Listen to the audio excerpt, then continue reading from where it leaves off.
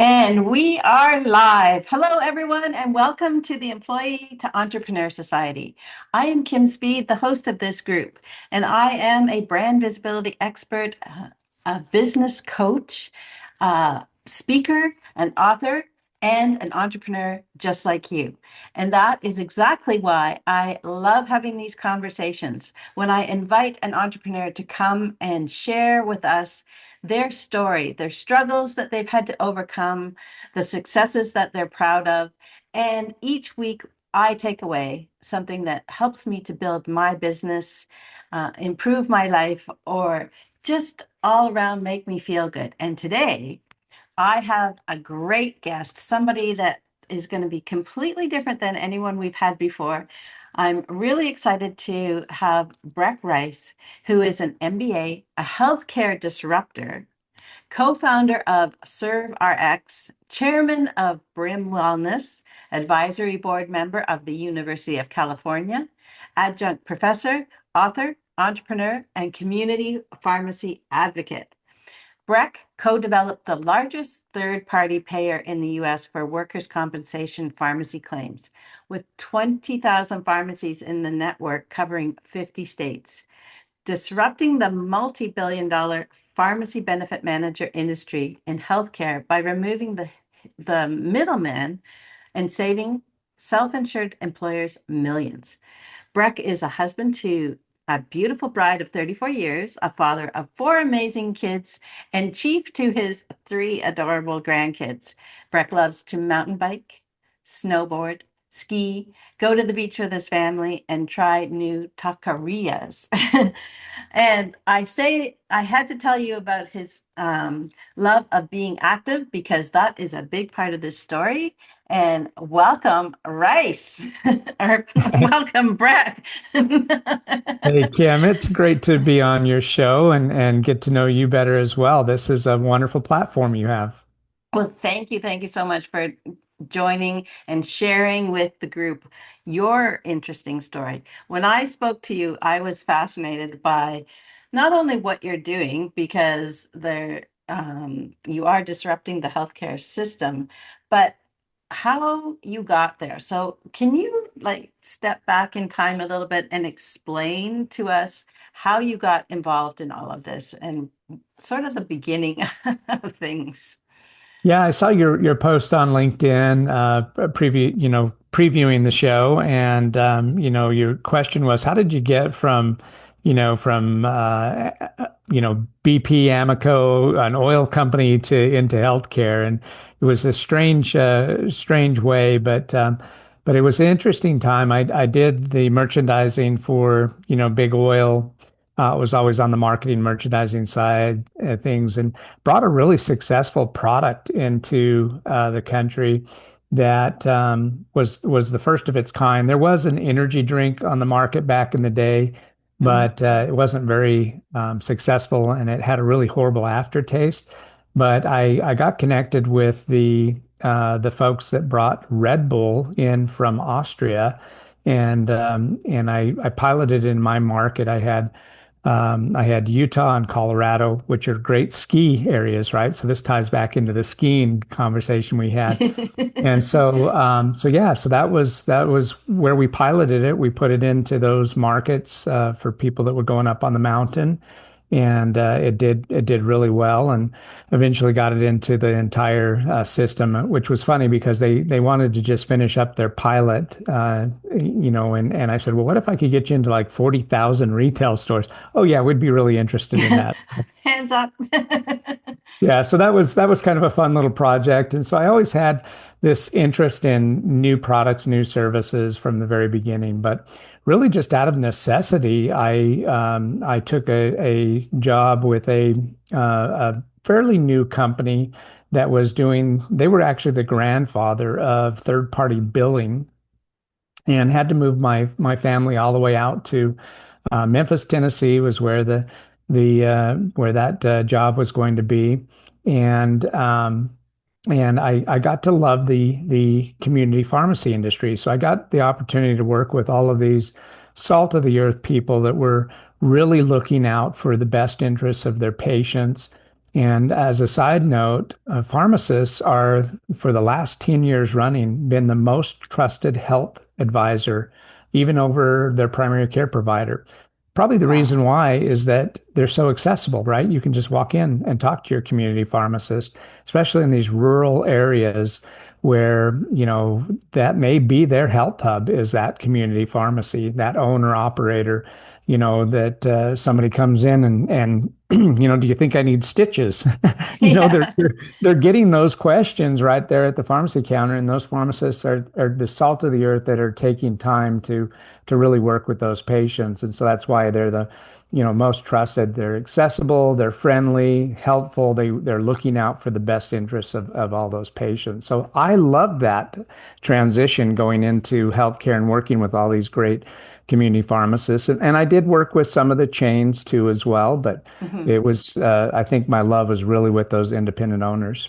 Those true small business owners that are really trying to just build their business, build their lives, take care of their families. It's like I think of them as like Main Street America.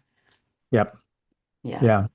Was a great opportunity and a great service. That service was the grandfather of third-party billing, and specifically for workers' comp. So it made it easy for pharmacies to take care of patients same day without any hassle or delays. And prior to that third-party company, pharmacies either had to fill the script at risk and let it walk out the door and then hope they could track down who was the payer and who would reimburse them for the medication. Or they would have to ask the patient to pay for the medication out of pocket and then take a receipt back to their employer until that third party company was able to take all of that workload off of the pharmacy, which allowed them to take care of the patient the same day without any hassle or delays. And great for the consumer or the customer. I remember, I still remember having to go in and pay and then get it reimbursed through my company that I worked at. It was such a wonderful thing to not have to do that and actually just, have it paid for and Yeah. walk away with the product. Yeah, it sped up the healing process too, because so many times, other systems might have required a prior authorization, and Hmm. that prior authorization could have taken hours or even days. And if somebody has, a work-related injury, they're usually in pain, so they need some kind of pain management, or they may even have a cut or an open wound that needs an antibiotic and something to clean out that wound. So you can't wait around for hours and days. You've got to take care of it immediately. And so, well, it was a great program. And for the pharmacies, it was, a guarantee that they were going to get compensated for the medication that they dispensed. But more so, it was the service to that individual, being able to take care of that injured worker without any hassle or delays. Wonderful. So, what happened with that industry? Yeah, that like I said, every pharmacy started to use that program, and that made the program very popular, not only with the pharmacies, but then also other healthcare organizations, seeing all of the volume that was moving through that little third-party platform. And a big health system saw the opportunity. They wanted to buy it and then roll it up underneath their big PBM or pharmacy benefit manager. So that's what happened, unfortunately. And that little privately held, healthcare third party technology company now was a part of a huge health system and rolled up underneath a ginormous PBM. And I signed up to help community pharmacies, and PBMs or pharmacy benefit managers aren't always on the side of the community pharmacy. In fact, they're really a four-letter word to community pharmacies, not a three-letter PBM. But yeah, those Right. those uh, those relationships that I built over a decade were friends of mine, and that would have been really like a betrayal to them to stay on with that big PBM. And so I left, but they were nice enough to give me a going away present, Kim. 3 days later, I got a knock on my door, and a sheriff deputy delivered it to me. It was so nice. Big, Oh, huge lovely. packet. Yeah, big, huge packet of legal documents in the form of a temporary restraining order, a TRO, right? And Like a basically, criminal. yeah, it was like a gag order. They wanted to silence me so that I wouldn't go tell all my friends in community pharmacy, hey, remember those 50, 60, $70 reimbursements you used to get? Well, now they're going to be $2 or $3 because that's exactly what the big PBM did. They took all that profit, put it in their own pocket, and then only passed on $2 or $3 to those poor, struggling community pharmacies. And what did that do to the pharmacies? Well, I mean, it's obvious that so many pharmacies have struggled over the years because of poor reimbursements and more than just those particular set of claims because we were only dealing in workers' compensation, a little bit of auto and a little bit of personal injury, but the majority of it was workers' comp or all the entitlement programs that patients don't enroll in until the day of the injury, right? So unlike a Medicare program or Medicaid or a commercial plan like a health insurance plan that's covered by your employer. The eligibility starts on day one with those programs, but no one pre-enrolls into an entitlement program like workers' comp. You only get enrolled after the injury occurs, and so there's no eligibility list. It starts that day of the injury. And so that was one of the big benefits of working with a company like, that I got the opportunity to work with out of Memphis. But so I knew that was such an important program to those pharmacies, and they all were struggling to get those higher reimbursements.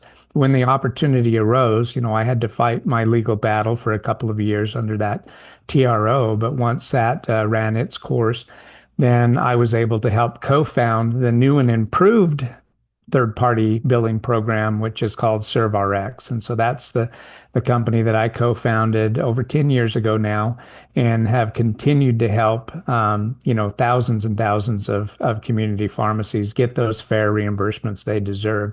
And even though it's a very small percentage of the number of claims that a pharmacy might, have a transaction in the week, it's a very beneficial transaction for them because they are getting those fair reimbursements that they deserve. And if you look at some of the reimbursement rates for community pharmacies, they're so low, they're razor thin margins. Back when I first started in the industry, the profit margin on dispensing a medication used to be around 35, 36%. Yeah. Today, they're lucky if they're getting 3 to 5% profit margin.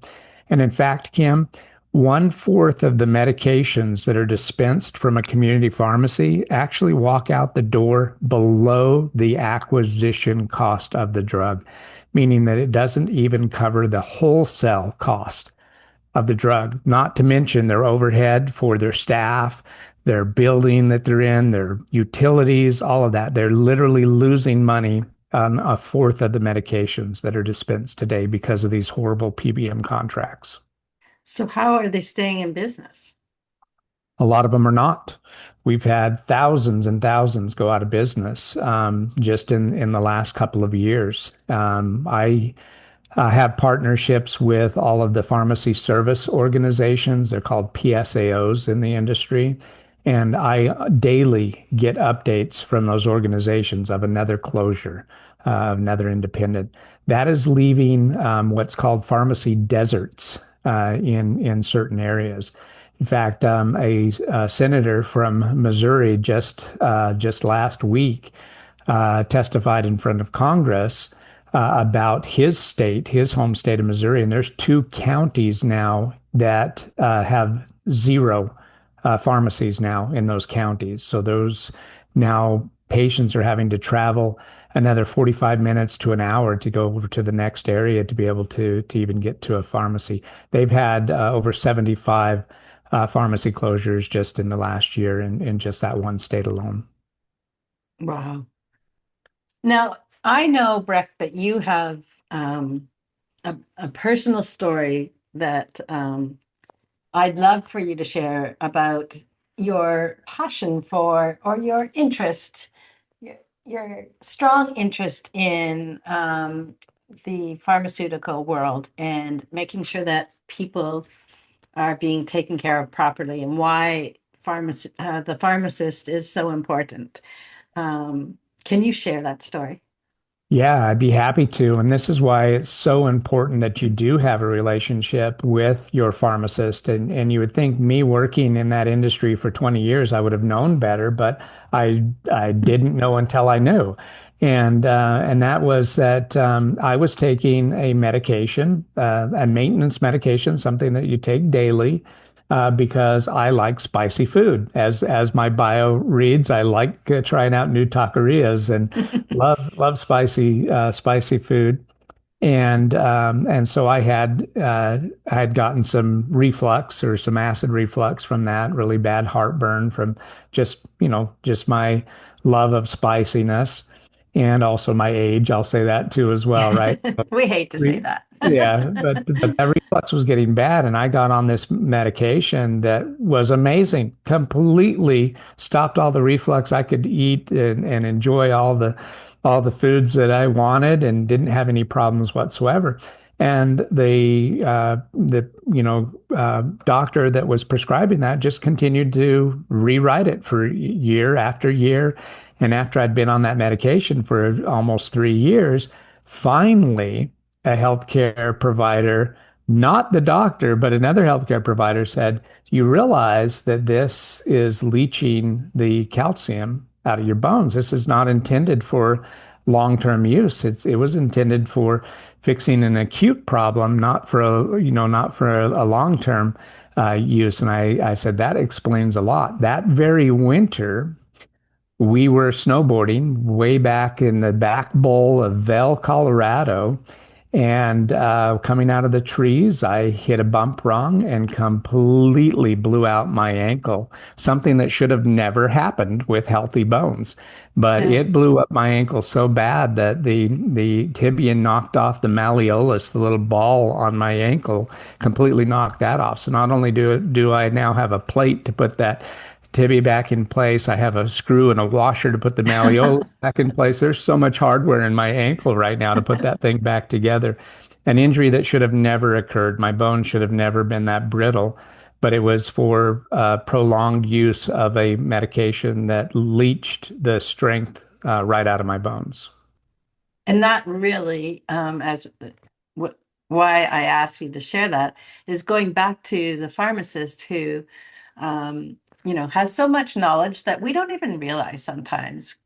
They share so much information when you're taking drugs, when you're getting drugs. And if you go to the same one all the time, and that's what like I've always tried to do, not that I take a lot of drugs, but if you have to take something, if you go to the same person, they say, don't forget that you had this, and it might, they seem to remember better than the doctor.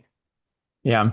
When it comes to medications, your PharmD, your doctor of pharmacy is always the best resource because, our medical providers, our MDs, our DOs, they're so highly educated, they're so amazing, but they only have a very short amount of pharmacology in their programs. So, they may have a semester or two of medications, right? Where a PharmD has had an entire doctorate degree around pharmacology. So Yeah. they're going to So they know, are the specialists. they are the specialists. They're going to know which medications interact with other medications. They're going to know, so much about that. And that's an interesting thing just about even drug trials. If you think about how a drug trial is administered, it is administered to a healthy population with one medication.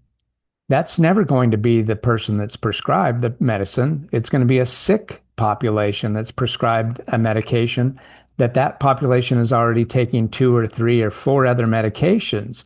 There's no study that shows what those interactions are going to change the chemistry of that medication, the original medication. And so that's why the efficacy of any med that comes onto the market may only be 30 to 50% efficacy, meaning that literally half the population that's taking that medication may not be getting the intended benefits. But they do, of course, get all the negative side effects regardless. So whether you're Right. getting good intention, you're getting the negative side effects. So, the doctors are doing the best with the knowledge they have, but your pharmacist can fill in a lot of those gaps. And then there's another opportunity that's really starting to come on strong in the healthcare, and that's with pharmacology testing or getting a PGX, pharmacogenomics test.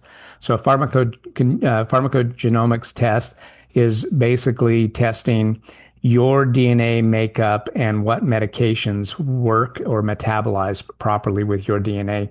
You only have to do it once because you have the same DNA forever. So it's what you were born with, what you'll die with. And so you get that one test, and it basically will identify what medications work for you. And it's really, those reports are really user friendly, easy to read. They basically set it up like a stoplight, right? All the green medications are ones that you can metabolize and work for you. The yellow medications that are in yellow, proceed with caution, and then the medications in red, stop immediately. Right. Yeah. Oh, interesting. Um, and because that's never been really talked about before.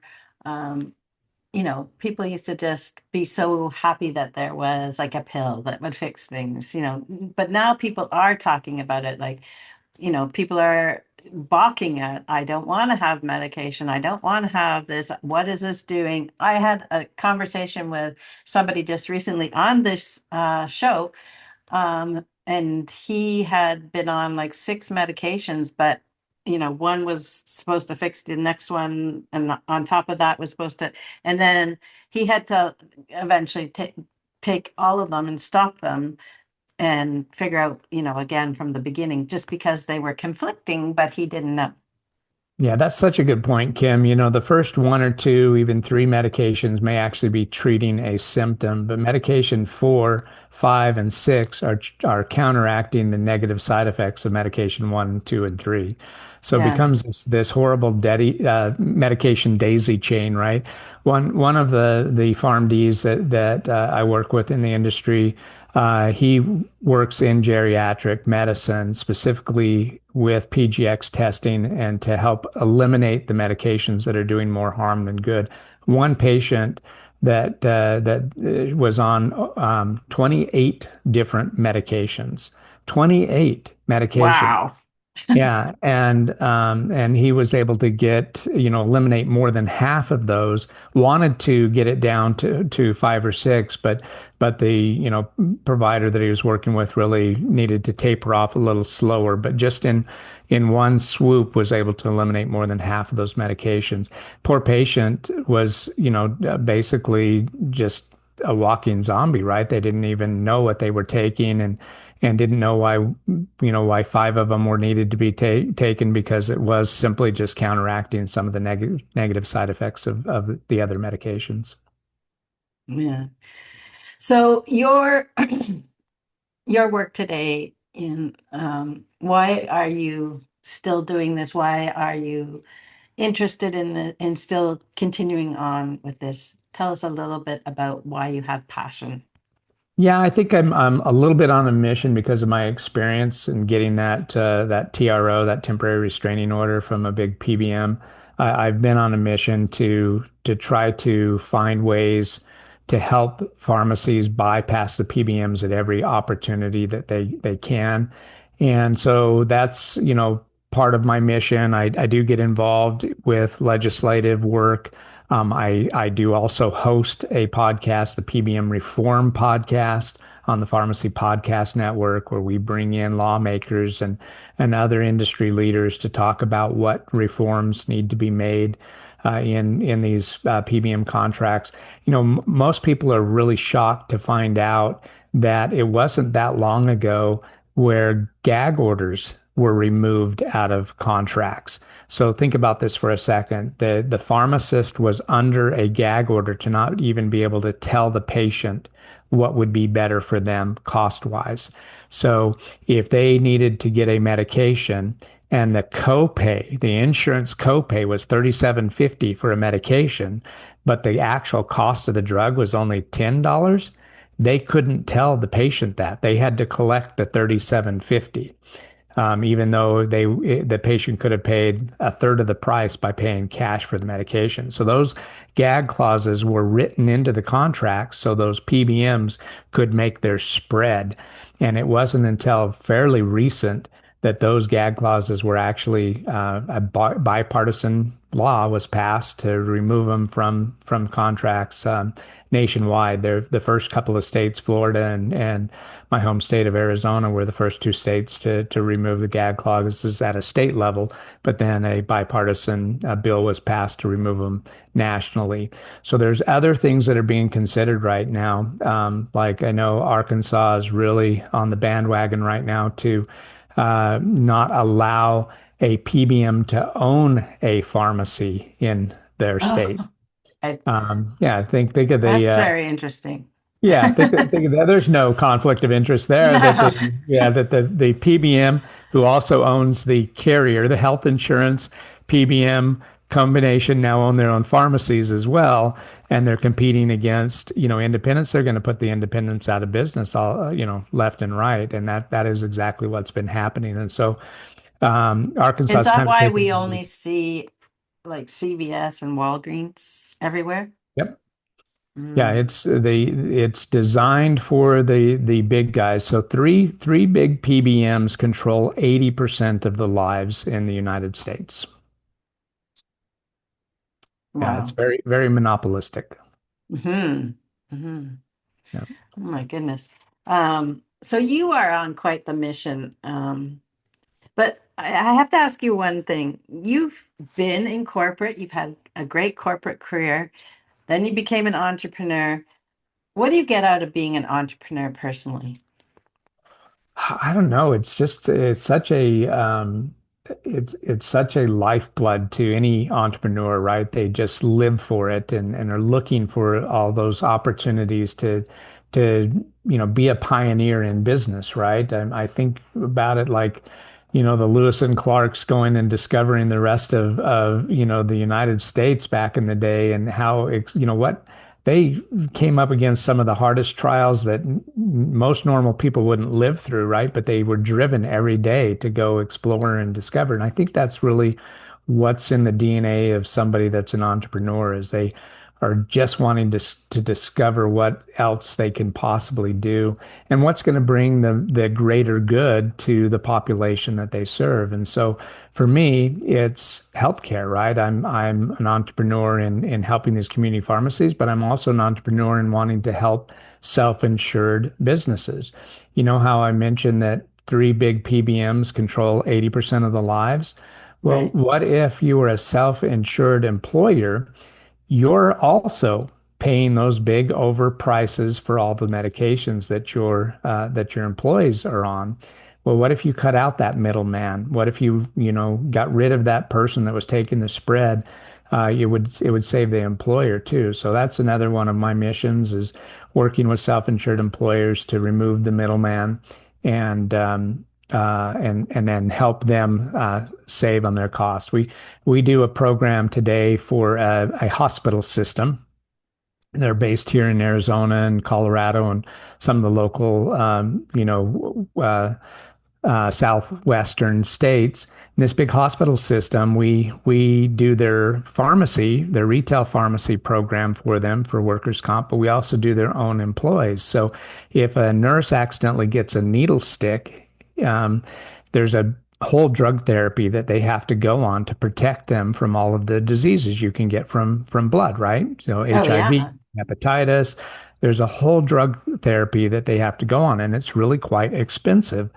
We do a straight pass through for that hospital system. So if it's ABC hospital employee at ABC pharmacy, it's whatever the cost of the medication is. We don't even charge them a administrative fee. It saves the organization millions of dollars a year. So we can do similar programs for, self-insured employer groups, trucking companies, anyone that is self-insured where they're picking up the tab on their own dime and it's not going through a big carrier. We could do similar programs and save them, at least 25, 30% off of their drug spend for that self-insured employer group.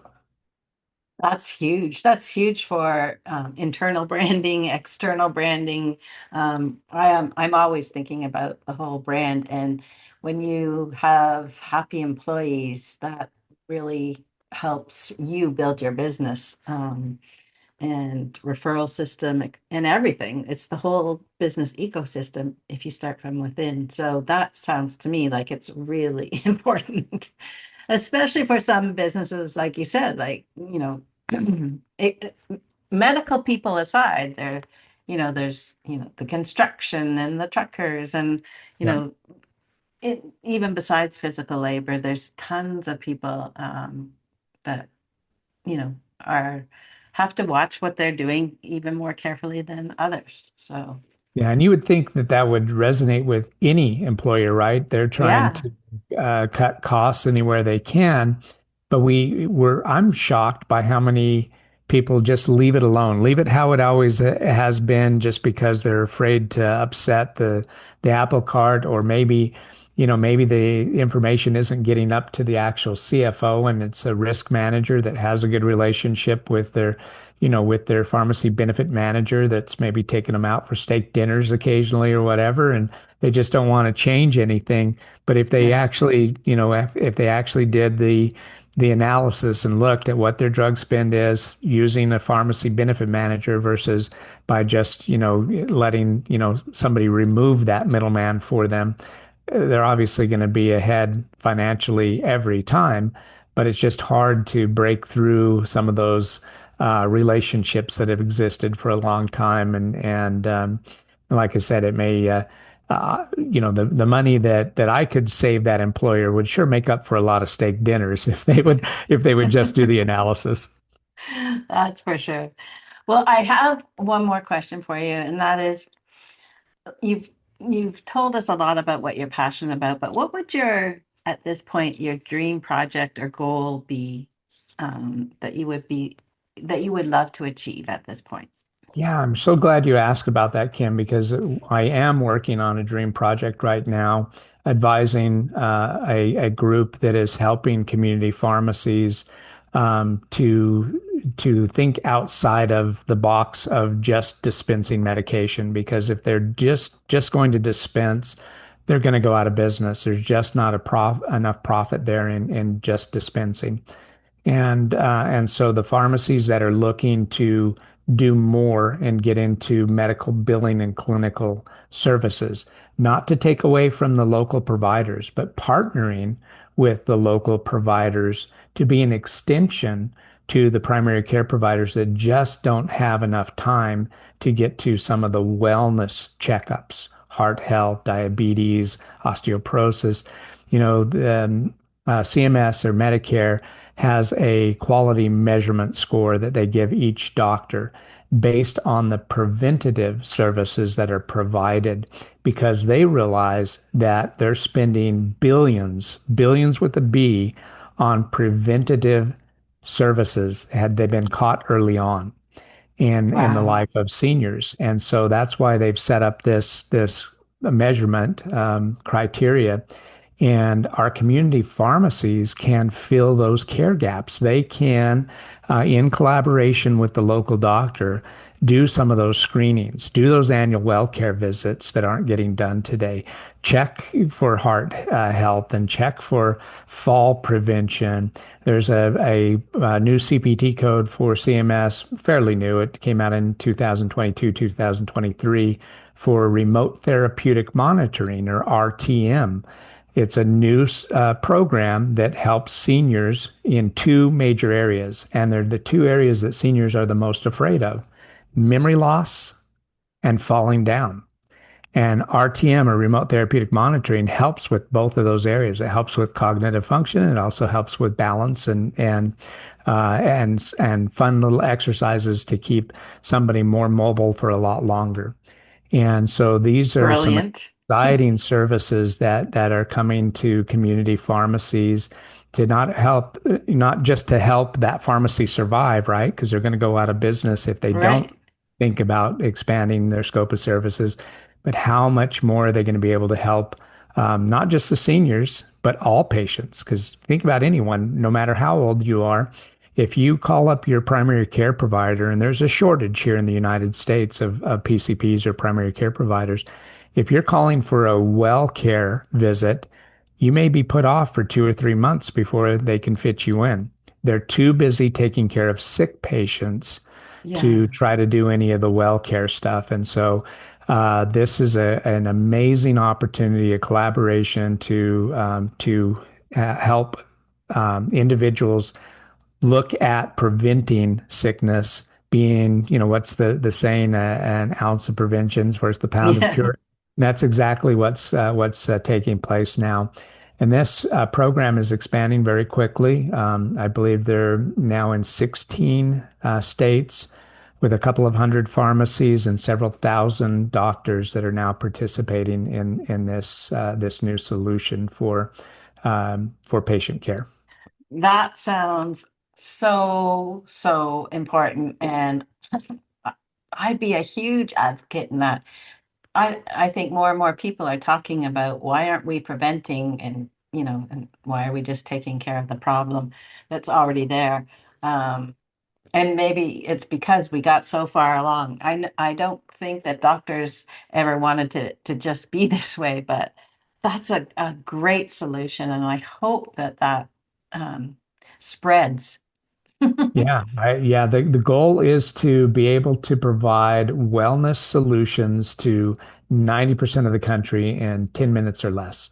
So meaning that you wouldn't be able to set up a clinic that close to 90% of the country without a community pharmacy that already exists. So utilizing the community pharmacy as the place of service and then collaborating with the local doctor, even though that doctor may be in the larger city, Right. next town over, they're still supervising, they're still managing the care plan for each one of those patients that can come in for simple, A1C screenings or think of all the people that are now on continuous glucose monitoring, right? The little device that goes on Oh, their arm yes. that's Yeah, checking yeah. their blood sugar all the time. Somebody needs to be analyzing that data, Right. and the pharmacist can do that. That's amazing. And you're right, because there are um, so many remote areas, where people just like I was reading about it, out west in our country, there's a little tiny bit of an American state that's has to go, they have to drive through Canada and around to get to their own country, to get Yeah. to their own medical system. Yep. Exactly. That would be perfect for them.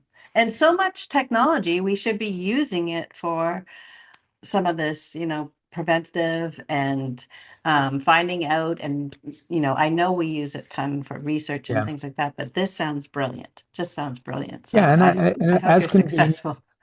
Thank you. And as convenient as telehealth has been, there's not any continuity with that. And that takes the attribution, the patient away to some telehealth provider that doesn't have a relationship or hasn't met with that patient in person. And so it is convenient and it is successful, but we want to keep the attribution with their home provider and then just partner and be an extension to that provider. It's how healthcare, I believe, should have been to begin with, right? Where the doctors and the pharmacists are working together to make sure that the outcome for that patient is the absolute very best.